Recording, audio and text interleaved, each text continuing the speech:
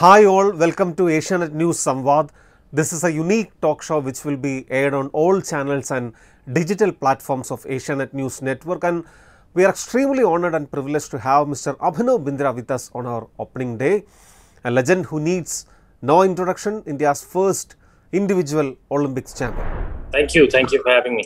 So Abhinav, we'll quickly get down to business here. As it happened a few days ago, the OVEP was formally introduced into the Indian sports educational system. So I'll start with the occasion itself.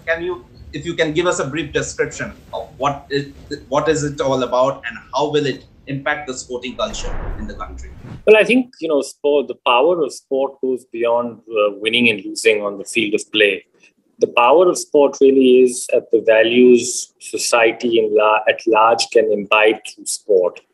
Sport teaches you a little bit about winning, but sport teaches you how to lose. Sport teaches you integrity. Sport teaches you honesty. Sport teaches you how to set goals and follow those goals. Sport teaches you teamwork.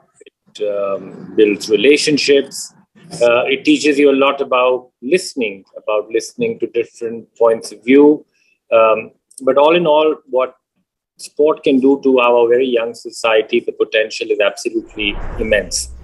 Not all of our citizens will go and compete at the Olympic Games, but I think each citizen of this country can do well and benefit a great deal from living the philosophy of Olympism.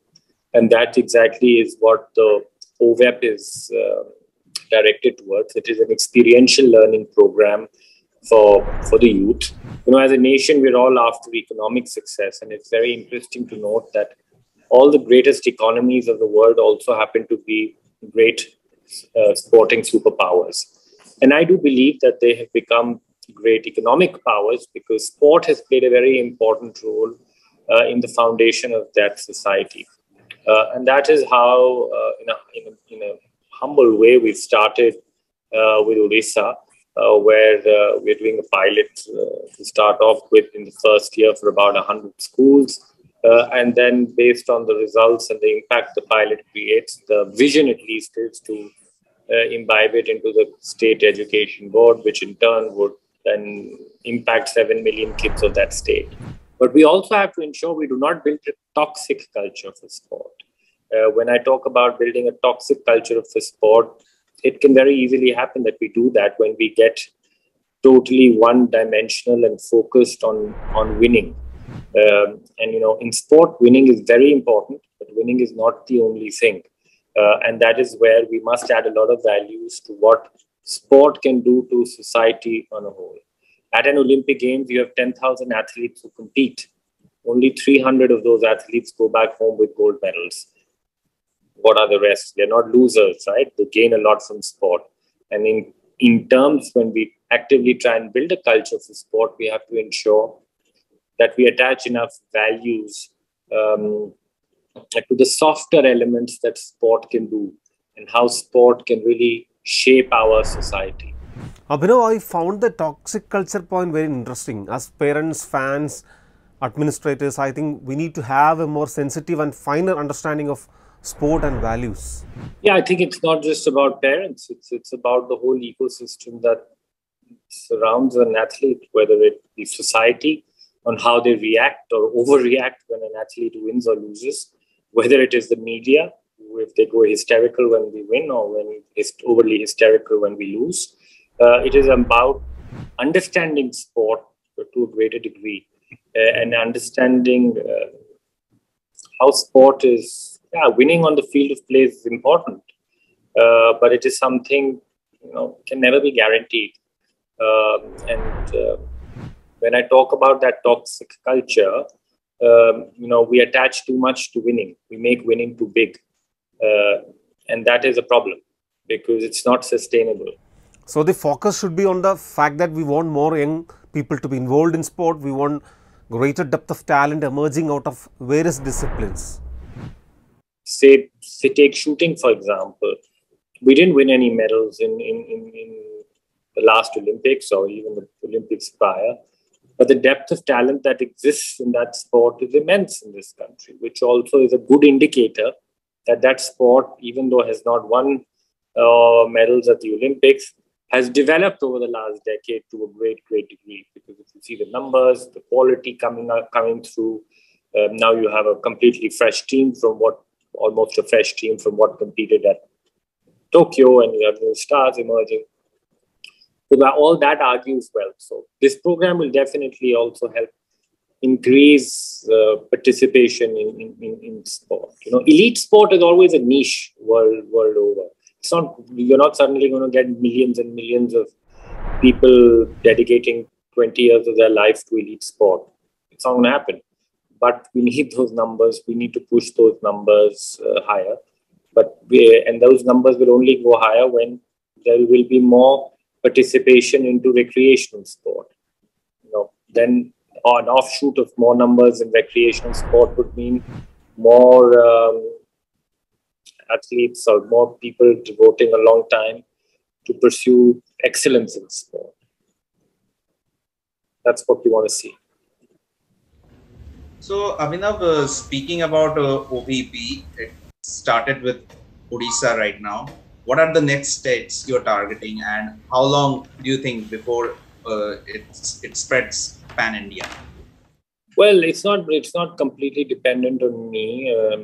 It's a humble start. We're just about starting. July will be the semester where it will start. Impact of such a program will not be seen in just a few months. It takes a little while, but there has already been interest received from other states contacting to see what they can do, and that's what it's a conversation which pretty much is in the hands of different states, and the International Olympic Committee, the Abhinav Bindra Foundation is just kind of facilitating it and trying to ensure that the program in India is run at the highest level. So it really depends also on the proactiveness and nimbleness in decision making in various governments, and that differs from state to state, right? I mean, you have some which are very nimble and want to get things done very quickly. Others are a little bit slower in pace. So it really depends on the proactiveness in governments, how they envision it in their state, and then how the IOC also decides to participate in partnering with them. So, Abhinav, speaking of sports education as a whole, it is yet to be entirely implemented in the Indian schools, and it's still a debatable topic. So, what's your personal take on how long do you think it could take for that goal to be achieved?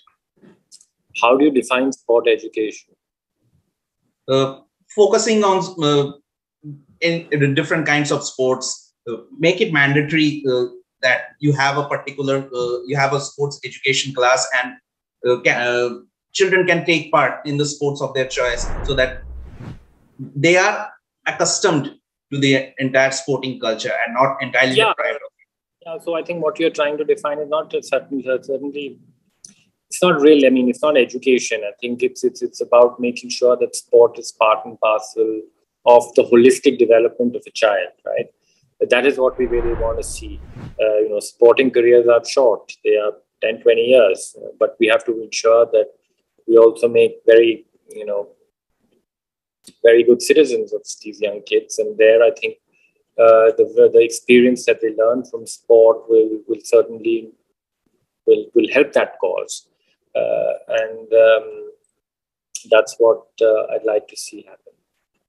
Abhinav, there was a time when the average Indian athlete was very defensive and written off even before boarding a flight to the Olympic venue. Now we see more fearless, confident athletes, and recently we had our best Olympic Games till date. But our young shooters, despite winning gold in World Championships, World Cups, couldn't perform under pressure. What's your advice to them? What's that single most important ingredient for winning an Olympic medal? Well, pressure is a funny thing. Nobody can really perform to one's optimum under pressure. If I put you under pressure, I'm sure you'll struggle as well. It's just how human beings are wired.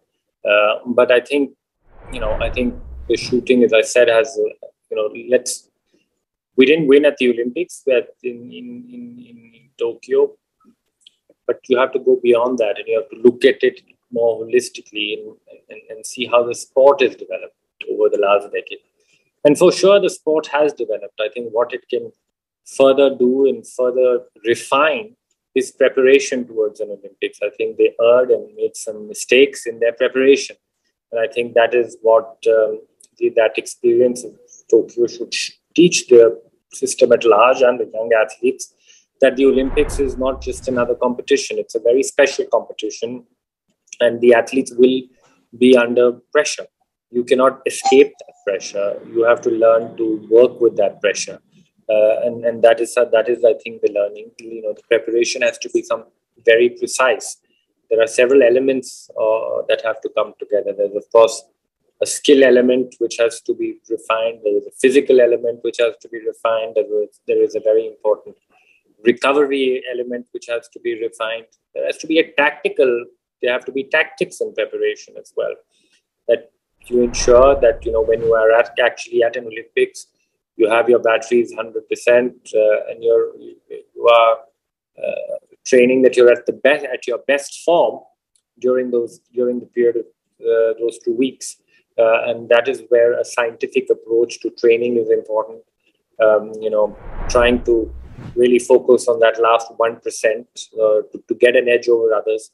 When you go to an Olympics, it's a small competition. A world championship would attract a higher number of participants, but the Olympics will attract a smaller group, but the absolute creme de la creme who participate at the Olympics. And each one of them, or majority of them, are capable of winning on a particular day. So you have to try and get a little bit of an edge in there. Science, technology, engineering, analytics, and medicine, STEAM as I call it, plays a very important role in the overall development of the athlete. So, Abhinav, what do you think is the biggest challenge that Indian shooting is facing right now? Well, frankly, I don't know, because I don't follow it so closely. I'm not associated with the inner workings of the preparation of the team. I know I'm as informed as you are.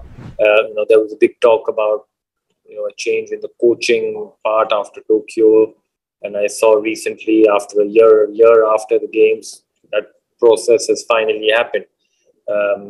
So it is a matter of defining the right policies as well, the right selection criteria as well, because you're spoiled for choices a little bit.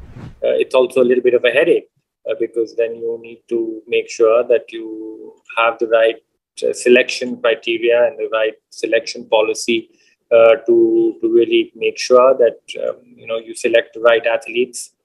Make sure that the athletes keep developing. I think that is the challenge. We have a young team, and of course, young athletes need time.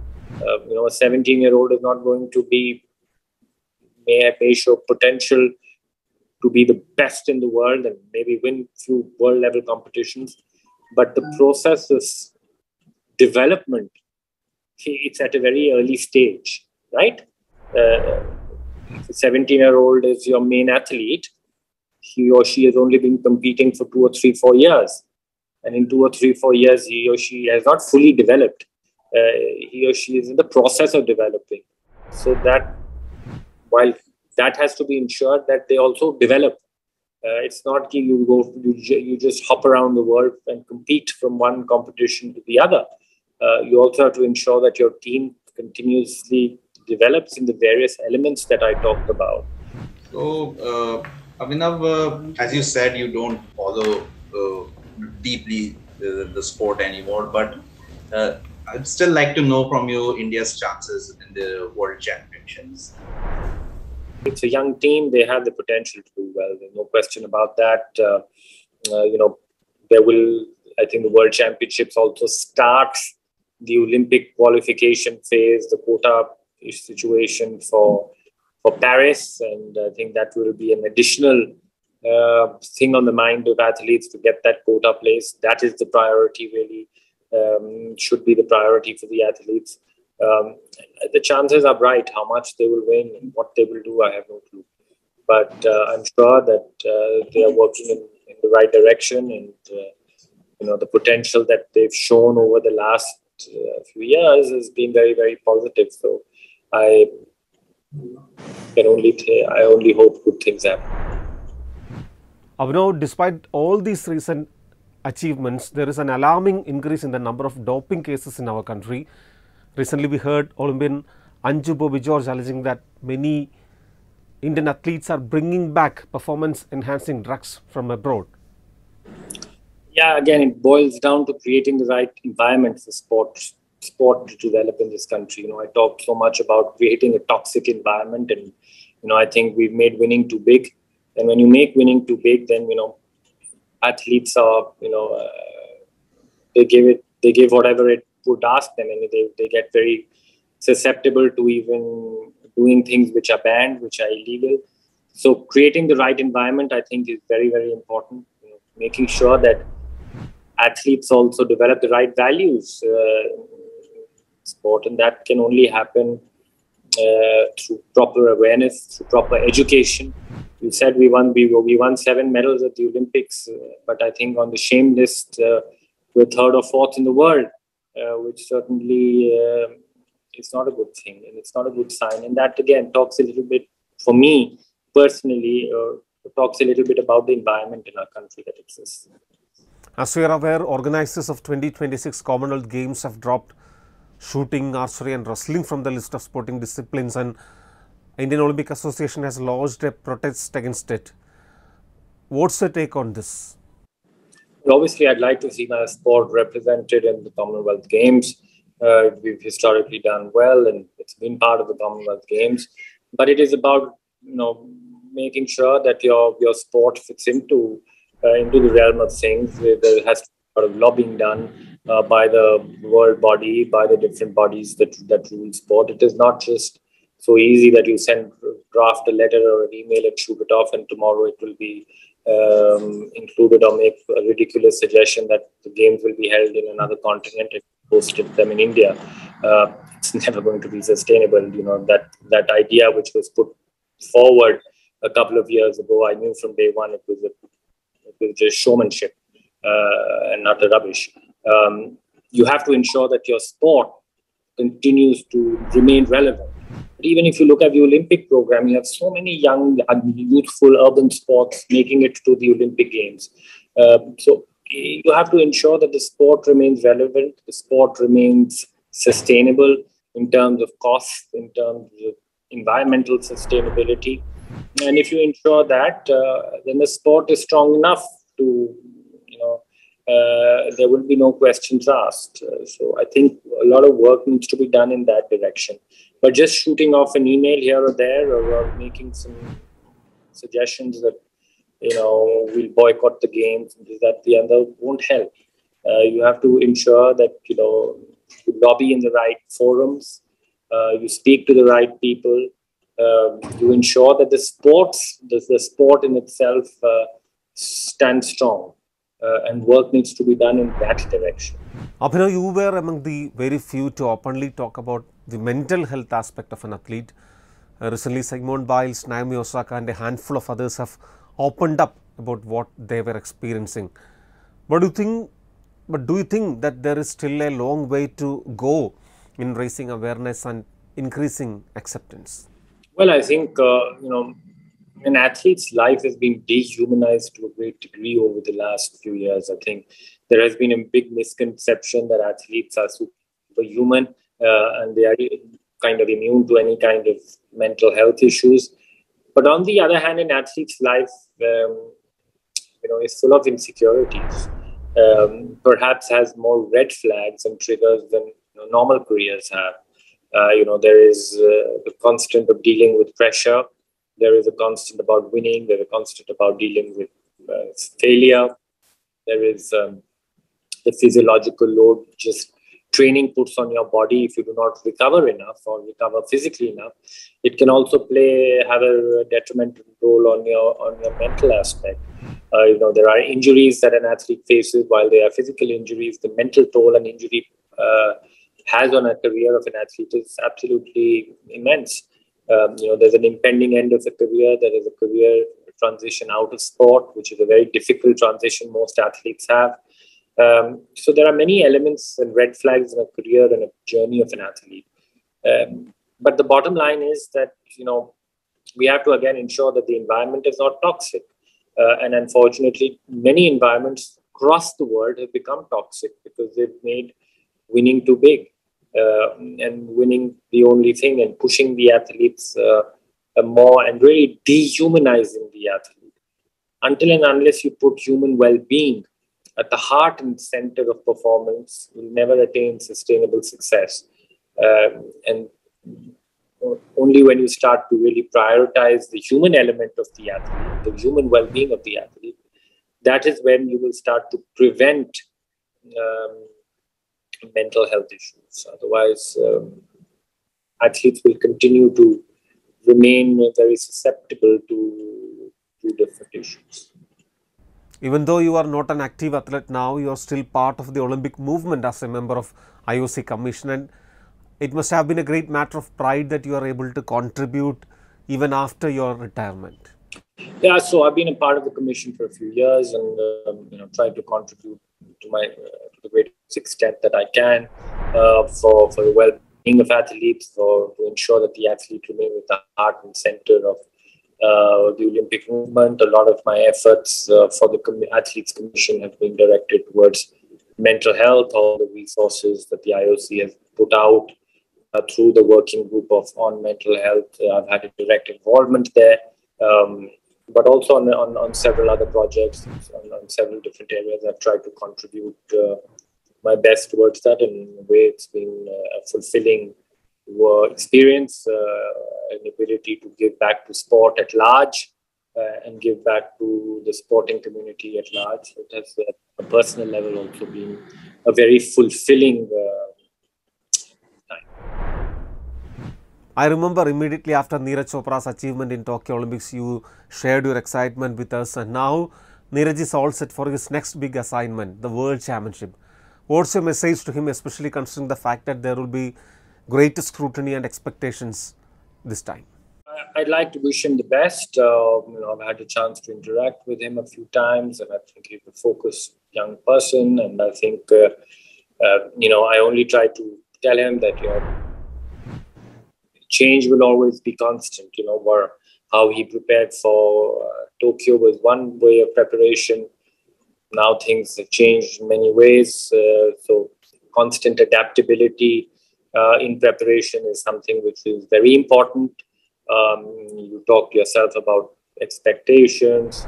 He'll have to deal with that. There'll be about dealing with external expectations, but also internal expectations. But I think he's a committed person, and I think if he puts in all the effort, which I'm sure he will continue to improve, continue to develop as an athlete. Again, he's a young man, and he's yet to achieve his fullest potential. I hope he continues to improve. We would like to see him cross that 90-meter mark soon, and continuously be one of the strongest contenders at the world stage. And I wish him all the luck that he can get. Okay, Abhinav, so this was the first part of the interview, which was a serious part. Now, we will move on to the fun part, basically. I don't really care much for expectations, but let's try. All right, sir. So the first thing is the most embarrassing moment for you to date. So, I have had many embarrassing moments in my life, and even in my sports career, I think I had many embarrassing moments in my life, but hard to remember any. But what I learned in my sports career was to always learn to laugh at myself. And that is what happened. That is something that my coaches taught me, was the ability to be able to laugh at yourself. I think one of the embarrassing moments was that once I went to reach the final of an important competition, and I forgot to take my ammunition. So I went on to the firing line without any bullets. And then I just had to ask my neighbor for some. Okay. The worst joke that you have ever cracked? I have only good jokes. My jokes are not poor. So even if it's a good joke, would you like to share it with us. How do you expect me to just, like, I'm not a comedian. I cannot get you a joke now or like in that instant. It's a little hard for me. Sorry. Okay, sir. Your first and your favorite crush? Sport. Oh, come on. You gotta come up with something better. It's a great thing. I love sport. Why do you think I was involved in sport for 22 years? I certainly loved it. Otherwise, I would be mad. We're expecting some actress or anyone. Told you, don't have expectations. Abhinav, what is the most craziest thing you tried before Beijing? No, I went on a commando training course 3 days prior to boarding my flight. And it was a crazy thing to do because, the chances of getting an injury was more than 70%. And I did it because I took that risk, and it was a risk worth taking because it ended up being a very important aspect of my preparation. We all are looking forward to the biopic on Abhinav Bindra. Will there be songs and dances in it? I'm not producing the film. I've only sold the rights of my book to Mr. Kapoor. So one of the reasons why it's not been made so far is that I'd never sign off on such nonsense. The impression about Bindra is that of a serious, reserved guy who takes part in a lonely sport. That's why I asked about songs and dances. No, I said that, so I don't think there will be songs and dance. It will certainly be a loosely adapted version of my autobiography, but I certainly hope that there will be no song and dance. What was the best advice you got between Athens and Beijing? The most interesting advice, to learn how to detach from outcomes, I think was something which was an advice given, but also an advice imbibed through learning. So that, when I went to Athens, I was very attached to winning, and really, winning for me was very important. The outcome was very important. And when I went to Beijing, I was very detached from the outcome, and I was more really attached to the process of what I had to do. So that was a very important learning and advice that I received. So, Abhinav, if not a shooter, what would you have liked to become? Was it in sports or something from the academic perspective? A lawyer. And finally, Abhinav, is there any confession would you like to have which you haven't made anywhere to date? Certainly not going to make it on this show. Okay, Abhinav, sir, thank you so much for your precious time. You talking to us, it means a lot to us. Thank you. Thank you, Abhinav. Thank you for the time. Thank you. Good to see you. Bye-bye.